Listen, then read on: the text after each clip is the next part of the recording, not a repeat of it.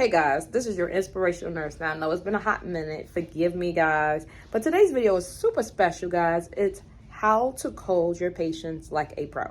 So guys, we're just in those times where patients have several comorbidities, they are struggling, they are coding, they are desatting, their conditions change within minutes. 1 minute they're up talking, next minute they are not fine. So I'm going to teach you how to effectively code your patient and when to call the rapid response team if your hospital have that resource. Now guys, I have worked in places where they do not have a rapid response team, and yes, I said it because some nurses don't know that every hospital does not have the same resources. So if you are blessed and have somewhat resources, maybe you're a small community hospital where you don't have a resource, so I'm still going to give you some great awesome tips on how to effectively code your patient so that the patient survives or have a better outcome.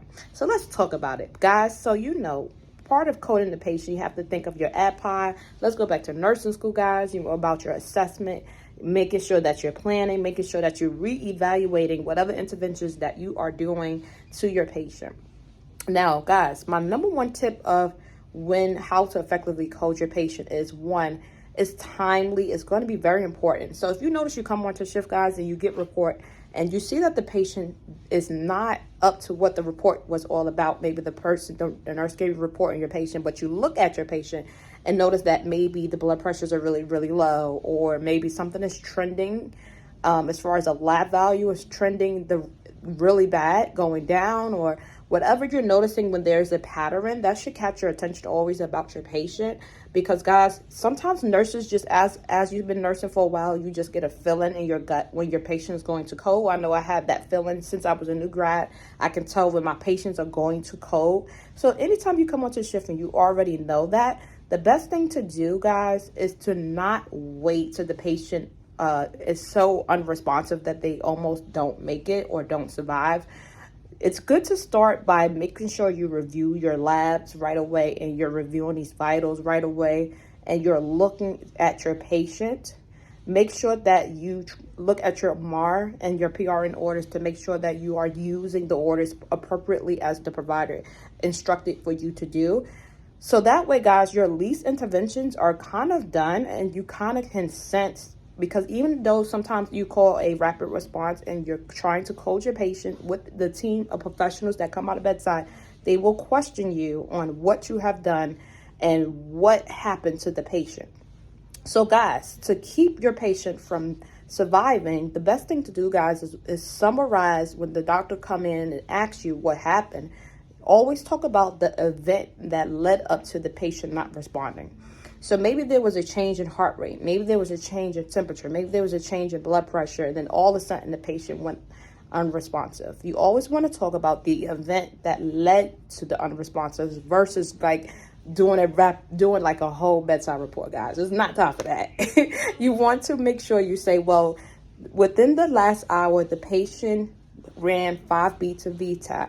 And then we checked again, the patient was unresponsive to voice, touch, sternum rub, this, and that.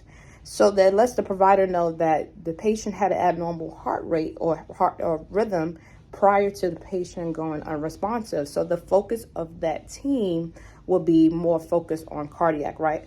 Not focusing on the whole person, because the patient usually, guys, these patients usually have several comorbidities, several diseases, and things like that. And so it's not time to go over the whole chart. It's just time to say, hey, this is what happened prior to the patient becoming unresponsive.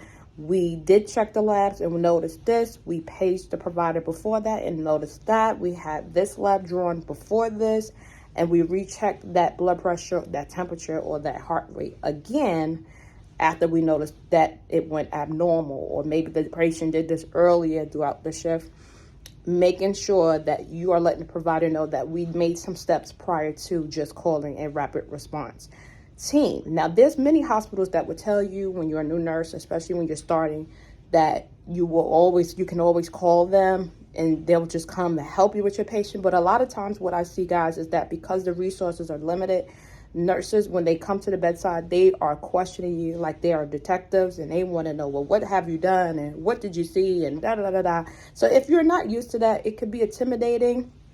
Or if you're like me, who used to be in a critical care setting, and maybe now you're a traveler and you're working on these general floors, and you know already what to do for the patient.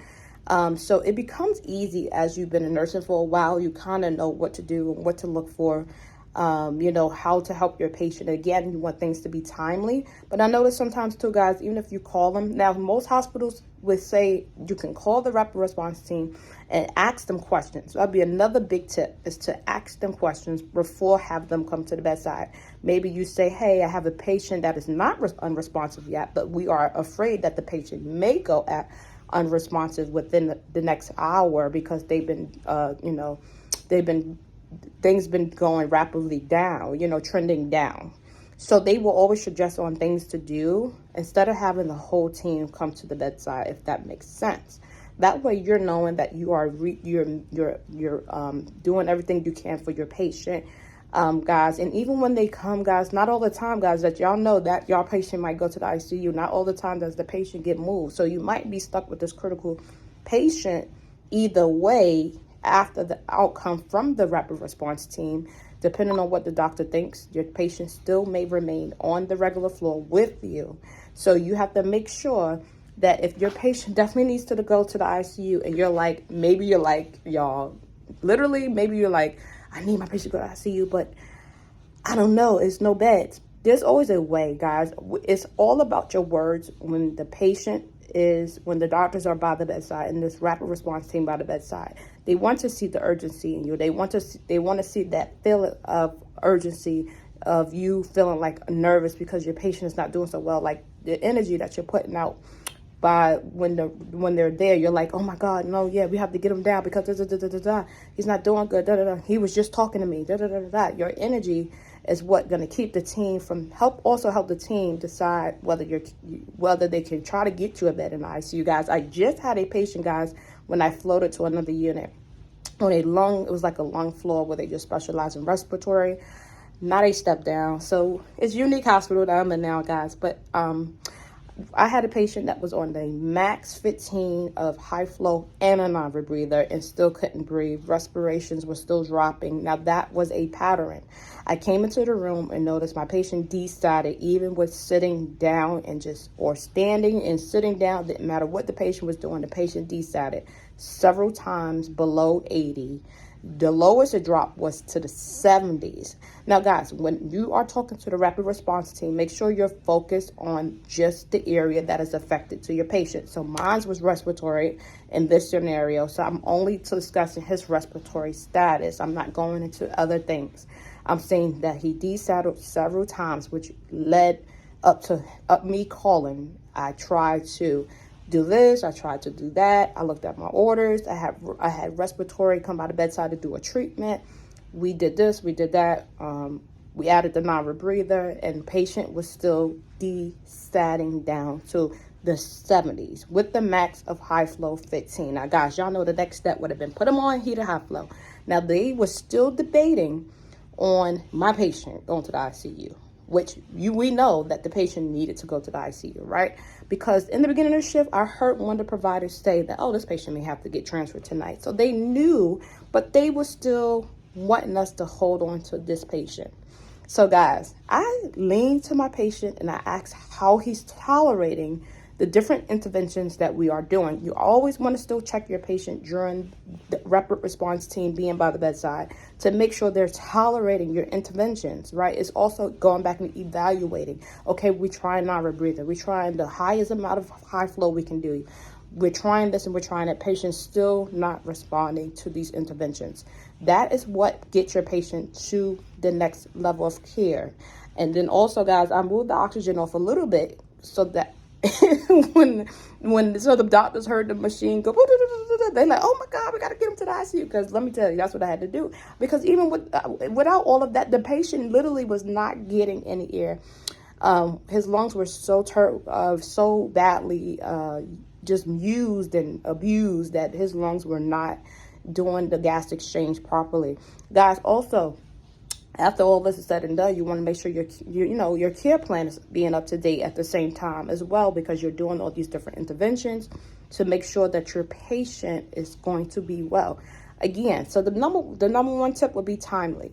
You want to make sure that as soon as you notice a pattern, you just hit a timer in your mind that you have a short amount of time to try different interventions in the beginning, maybe minor interventions, something that you can do, reposition, anything you can do all before you call the rapid on your patient, so that you can show them that, hey, I did try to do some things and it just is not working. I'm following the medication orders, it's still not working. I tried the respiratory treatment, still not working. I heard this, I heard that, patient is labored, they're, whatever, So you want to make sure that you are boisterous, you make sure you're speaking up and you're clear to the team about what has led to that point. Always start with what has been led to that point. And make sure you don't wait too long to call rapid response team, because sometimes, guys, some people wait and wait and wait and wait and wait. Because you ever hear nurses talking in nurse station like, yeah, girl, he is going down, down, down. I'm telling you, he's going to need a rapid. He's going to need a napkin. They wait 2, 3, 4 more hours, and then almost to the patient is almost dead, then they call a rapid. Now, some nurses do that because they feel like, okay, I'm definitely sure my patient is going to get a bed, maybe in the ICU or a step down unit. And sometimes, because like I said, the way nursing is now, it's just not always black and white now. Nursing is just what it is, kind of like being a cowgirl. You out there, you on your horse, you doing your thing, you're going with the flow, you're going right, you're going left, you're going straight, because healthcare is just crazy right now.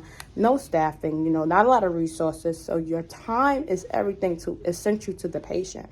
How effectively you document, how effectively you're assessing. Are you constantly assessing the patient every 15 minutes, every 15 to 20 minutes? Are you constantly going back in and reevaluating the tolerance to your interventions?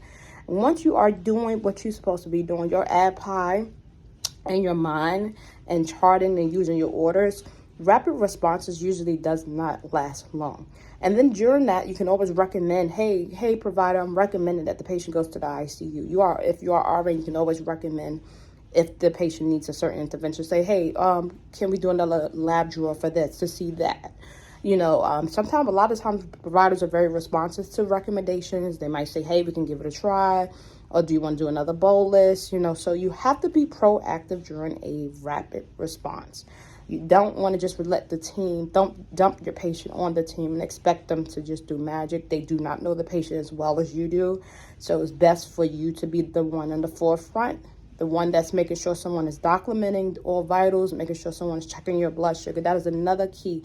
You always want to check a blood sugar during a cold. You always, because sometimes it is blood sugar related. Most patients have been NPO or they're not getting a sufficient amount of nutrition.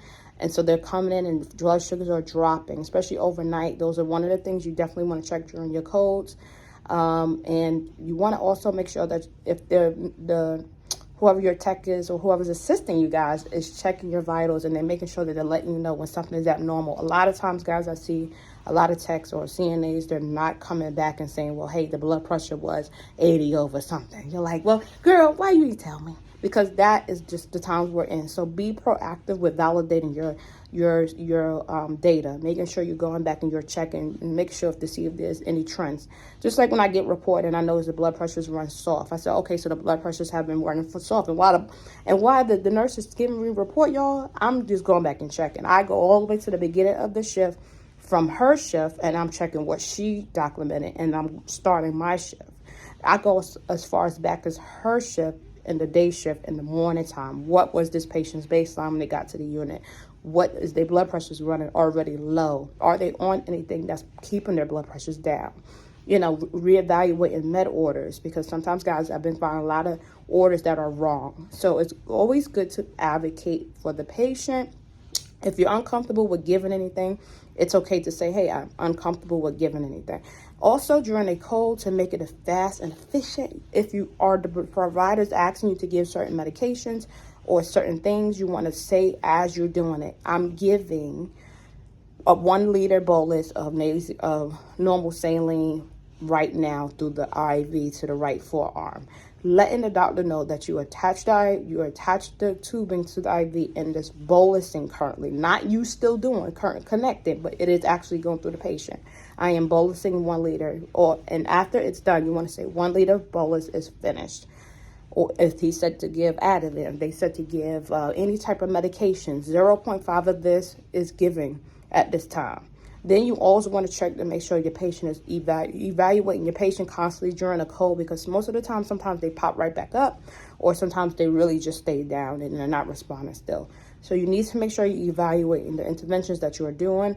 You know, if you're in the ICU, you know, you already have it's like coding your patients with, it's a control code. That's what I call in the ICU, where it's more control. You more have your every type of drug you need, every type of resource you need already by the bedside, because your doctors are already in the ICU. And so they could do an A-line right then and there. They could go ahead and say, hey, can you push this? Just know when you're giving any sedation, always make sure your patient is actually sedated before your patient needs to be intubated. Because, guys, I have seen patients still awake and RTs trying to intubate. I even been in hospitals, guys, where there was no resources or not enough staff that they were intubating by the bedside, not even in ICU. Anytime you are getting put in that situation where your patient needs to be intubated, it's good to call a ICU nurse from an ICU unit to come by at the bedside to assist you with the patient, anything critical care related, if you're on a general floor, because that will cover your butt. Because before you give all the ICU, well, you know, you don't want to start pushing ICU drugs when you are a general nurse or whatever. Even if you've did it before, just have your ICU nurse by the bedside, so if something goes wrong during intubating process, she's there. And, you know, there's things that you do after the patient's intubated. But I remember starting to rub in one of my patients during a cold, just to make sure that the patient was still sedated. And one of the patients was not sedated, so they needed an extra push.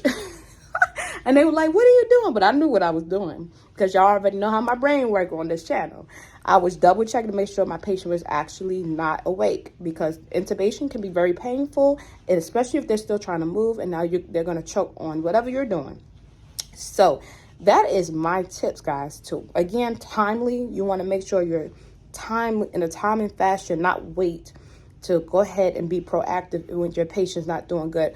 My experience and my best advice also is to already go ahead and page the doctor. If you notice a pattern, go ahead and see if you can get orders and try different things. So most of the time I don't use rapid unless I come to a shift and the patient's completely out of it or not responding. Then I'm calling rapid right away. But usually I will page the provider and get direct orders, because most of the time your patient does not get moved to a high level of care. And if you get the orders that you need, you can be able to sustain the patient overnight. So, but if you come onto a situation and the nurses is telling you that, oh, okay, this patient is going to be coding for sure, we just don't know when, then you want to be on your P's and Q's as far as the event that leads up to them coding. Okay, what happens right before they code? Did they stop breathing? Or, all of a sudden, did they, whatever. If you have to perform CPR on them, if not, make sure you're checking also the code status of each patient. Make sure you're putting those bracelets on them, the appropriate bracelets, if they're just different things on them so people are aware of their code status, so they know if they're DNR, if they're full code, guys. I have been in situations where I had a patient that was having chest pain. I called for a rapid response. I mean, the pain was like 10 out of 10.